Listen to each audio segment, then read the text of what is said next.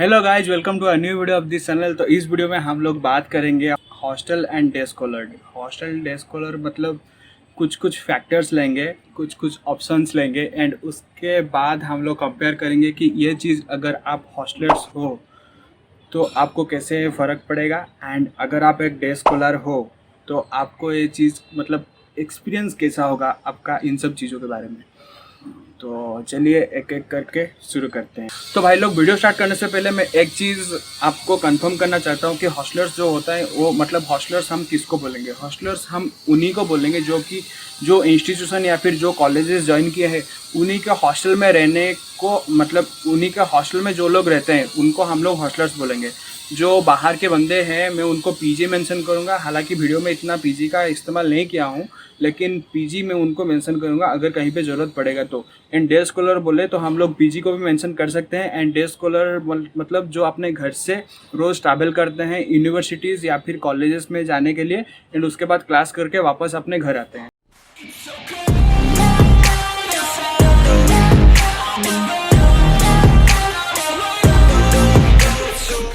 So daily routine and discipline. Daily routine and discipline की बात अगर मैं करूं तो आई थिंक मुझे ज़्यादा बोलने की ज़रूरत नहीं, क्योंकि आप सब लोग को भी पता होगा कि एक अगर हॉस्टलर्स होता है तो उसका जो भी डेली का रूटीन होता है इतना ज़्यादा अच्छा नहीं होता कंपैरिजन टू डे स्कॉलर। क्योंकि डे स्कॉलर का डेली रूटीन कुछ अच्छा होता है because of their parents and जो भी मतलब गाइडेंस करने के लिए घर पे होंगे तो वो लोग थोड़ा उनको पंक्चुअल बना देते हैं। जैसे कि 11 बजे हो गया, चलो बेटा फ़ोन बंद करके सो जाओ, 6 बजे हो गया उठ जाओ, या फिर 8 बजे उठ जाओ, उठ के ब्रेकफास्ट करो। ब्रेकफास्ट ना करना हॉस्टलर्स की एक बहुत बुरी आदत है जो कि मेरे पास भी थी।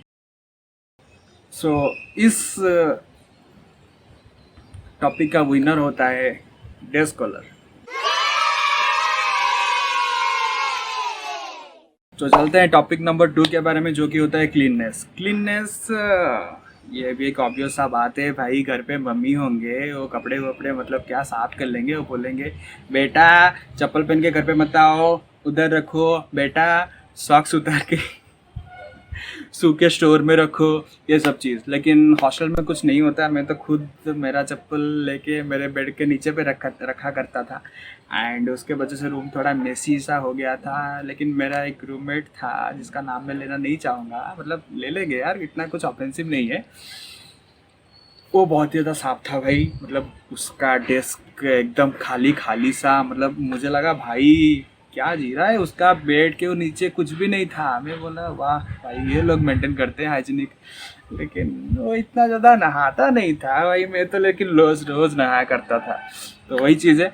एंड क्लीननेस इन कंपैरिजन एक हॉस्टलर्स एंड डे स्कॉलर में थोड़ा ज़्यादा होता है।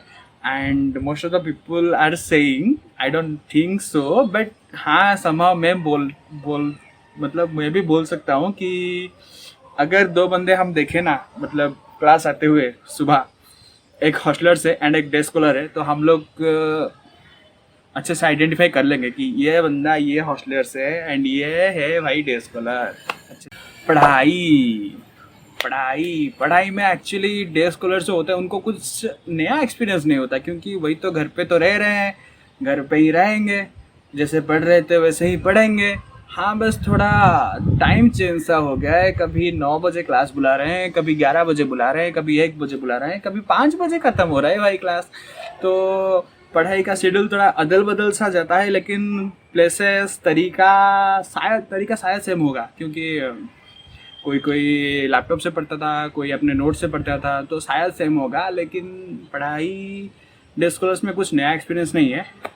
एंड हॉस्टलर्स का बोले तो हॉस्टल में क्या होता है ना भाई, डिस्ट्रैक्शन बहुत ज़्यादा होता है। डिस्ट्रैक्शन की बात हम बाद में मतलब क्या अच्छे से करेंगे, ब्रीफली करेंगे, लेकिन मैं थोड़ा सा आइडिया दे देता हूँ।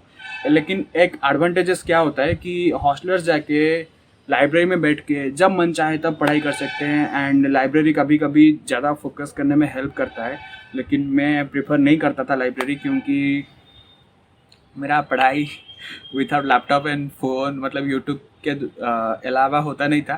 तो I don't want to carry a भारी भरकम सेटअप टू लाइब्रेरी, उसको सबको उठा के बैग में पैक करो, फिर लेके चलो, फिर कुछ आधा घंटा 1 घंटा पढ़ाई करोगे नहीं करोगे, क्योंकि हमारे लाइब्रेरी में एसी बहुत एसी लगता था, एंड एसी का आदत मुझे फ़िलहाल तो है नहीं भाई, तो नींद बहुत ज़्यादा आता था मुझे, इसलिए मैं चला जाता था, मैं मेरे रूम में ही पढ़ाई करना प्रेफर करता था। एंड थोड़ा थोड़ा मतलब मुझे डिस्ट्रैक्ट करते थे मेरे जो भी दोस्त लोग हैं, लेकिन फिर आदत सी पड़ गया। And most of the hustlers exams से पहले ही पढ़ाई करते हैं, तो आई थिंक तभी सबका फोकस बहुत इंटेंस लेवल का होता है, तो आई थिंक इतना ज़्यादा मैटर नहीं करता, but I think day scholars can do it better.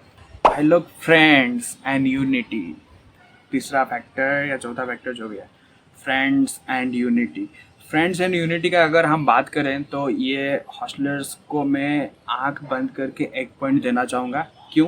क्योंकि भाई जो हॉस्टलर्स होते हैं ना, वो बहुत ज़्यादा मिलजुल जाते हैं, फिर झगड़ा भी करते हैं, फिर उनका झगड़ा सॉर्ट आउट भी हो जाता है। लेकिन डे स्कॉलर, झगड़ा हुआ व्हाट्सएप पे व्हाट्सएप के स्टेटस में झगड़ा हुआ, झगड़ा ख़त्म, नंबर ब्लॉक, कभी क्लास में देखे ये इग्नोर वो इग्नोर, काम ख़त्म, उनका दोस्ती इतने में ख़त्म। लेकिन डे स्कॉलर झगड़ा भी होता है, दोस्त लोग भी होता है, यूनिटी भी होता है, फिर कुछ मतलब क्या, दोस्ती कुछ इंटेंस लेवल का होता है। जस्ट ही इज़ नॉट दोस्त, ही इज़ माई भाई, this kind of feeling. Preparation for exams, day scholar क्या करते हैं, डे स्कॉलर जैसे पढ़ाई करते थे बस उसका इंटेंसिटी थोड़ा सा बढ़ा लेंगे। जैसे कि अगर 2 घंटा पढ़ाई करते थे तो फिर वो 4 घंटे 6 घंटे बैठने लगेंगे for exams. But we hostellers, ignore the noise please, I don't have any other option, but we hostellers we can go to any room. हमारे हॉस्टल में एक बंदा होगा जो कि टॉपर होगा, भाई ये समझा ले, भाई वो समझा ले, भाई ये कोड रन नहीं हो रहा, ये सब चीज़। तो हम लोग के पास ये एडवांटेजेस होता था। एंड हम लोग मतलब ग्रुप स्टडी थोड़ा सा कर लेते थे। ग्रुप स्टडी में पता है मुझे ज़्यादा कुछ वर्ड में अभी वो नहीं बोलना चाहता जो बी से स्टार्ट होके आई से ख़त्म होता है। I will mention that in using stars in my subtitle, I mean अब दिस क्लिप। एंड ज़्यादा होता है पता है मुझे, लेकिन वो पहले पहले होता है। जैसे कि एग्ज़ाम के 3 दिन पहले बैठो ना, तभी ये चीज़ ज़्यादा होगा। एंड एग्ज़ाम के 1 दिन पहले बैठो तो फिर पढ़ाई ज़्यादा होगा। एंड कभी कभी तो ये भी प्लान कर लेंगे, भाई देख तू मेरे पीछे बैठता है, भाई मैं तेरे सामने बैठता हूँ, तू ये पोर्शन कवर कर, मैं ये पोर्शन मैं कवर करता हूँ, एंड ये पोर्शन वो कवर कर लेगा। फिर हम तीनों मिलकर एग्ज़ाम में कर ही लेंगे। फिर पता चलता है किसी को डांट पड़ा है एग्ज़ाम में होता रहता है भाई। लेकिन मज़े तो हॉस्टलर्स के हैं इन सब चीज़ों में।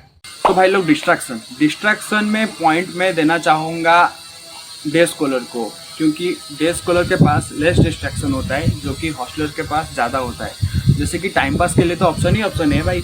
जैसे कि अभी मैं मेरा हॉस्टल की बात कर रहा हूँ, चलो भाई आज कुछ मतलब अच्छा नहीं है भाई पढ़ाई वढ़ाई करने के लिए, चलो जाके मतलब घूम के आते हैं कहीं, वो टाइम कुछ भी हो, रात के 11 हो 12 हो, that's illegal, but some people do, and that's not the fault of our gate, मतलब जो वॉचमैन जो भी मतलब हमारा नाइट वॉचर थे उन लोग का फॉल्ट नहीं है, हम लोग छुप के जाते थे। ओके, इस चीज़ को कंट्रोवर्शियल मत बनाना मेरे भाई लोग।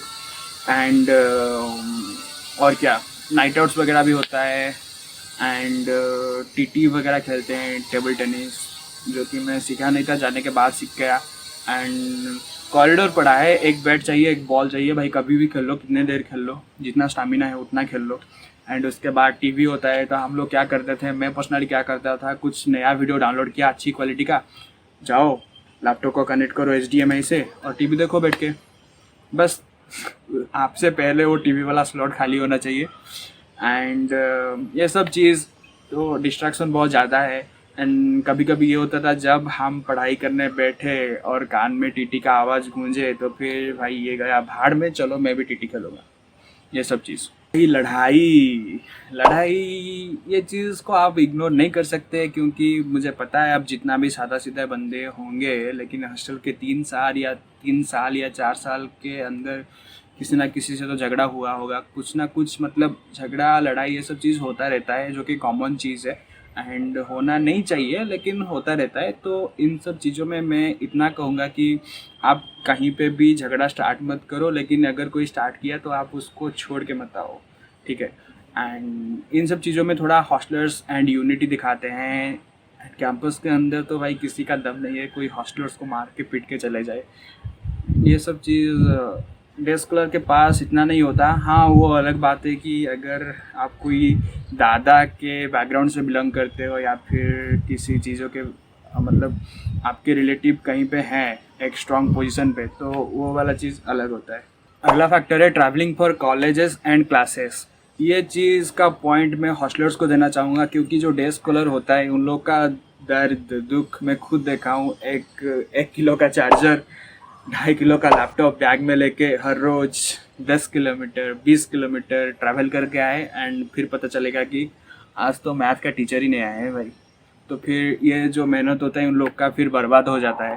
एंड उसके लिए वो बहुत सारे मैसेजेस भी करते रहते हैं कि सर आज क्लास होगा, पक्का होगा ना सर, होगा तो आऊँगा नहीं तो नहीं आऊँगा, ये सब चीज़। लेकिन हॉस्टलर्स को इन सब चीज़ों का कोई चिंता नहीं होता। And for that you can save a lot of time which you can utilize in your studies and placement। आप उसमें मतलब पैसन को भी टाइम दे सकते हो। ये सब गोइंग टू जिम जैसे कि मैं ट्रैवलर्स में मतलब ट्रैवल के बारे में अभी बोल रहा था कि ट्रैवल करके अगर इतना सारा टाइम आप लोग वेस्ट करोगे तो फिर कुछ एनर्जी नहीं बचेगा। आप लोग पूरा एडजस्ट होके शाम को घर आओगे एंड फिर आके सो जाओगे। जैसे कि मैं फर्स्ट ईयर में कर रहा था 4 किलोमीटर हर रोज़ 4 बार, एक बार हॉस्टल के लिए एक बार क्लासेस के लिए, एक बार क्लासेस से वापस आना, फिर थोड़ा कुछ खा पी के फिर कोचिंग जाना, फिर कोचिंग से वापस आना। तो उसके बाद और एनर्जी नहीं रहता एंड उसके बाद बस दिल मांगता है एक बेड एंड एक रजाई, उसके बाद एक फ़ैन। तो जिम जाने का ऑप्शन मतलब if you want to go professionally and spend and maintain a healthy body, then that is some advantages will be there for hostelers। अब आता है important part, that is birthday. बहुत सारे movies में हम लोग देखे हैं कि बर्थडेज कैसे सेलिब्रेट होता है भाई। मारा जाता है, पीटा जाता है बच्चों को एंड कहीं पे रैगिंग जैसा कुछ होता है। तो ये सब चीज़ शायद अभी बुरा लगे, मुझे तो नहीं लगता था। मुझे लगता था कि हाँ चलो ठीक है, जो भी है अच्छा है, क्योंकि ये सब चीज़ और 3 साल बाद मेरे साथ नहीं होगा। And these are the most beautiful memories.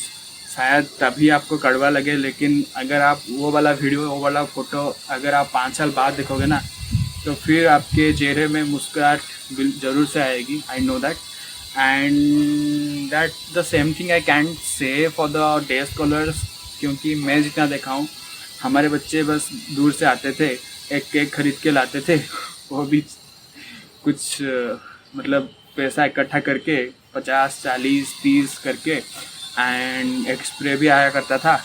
फिर वो पार्किंग में हो या फिर कहीं पे कॉरिडोर में काट लेते थे केक एंड उसके बाद क्या बस बर्थडे ख़त्म। Thank you so much for watching this video and if you are still here thank you so much, क्योंकि बहुत सारे बंदे स्किप करके चले जाते हैं as usual। and if you like the video do hit the like button। if you don't like it please write down your feedback that how to improve this kind of thing। and thank you so much for watching till there। I'll see you in the next time। Bye bye।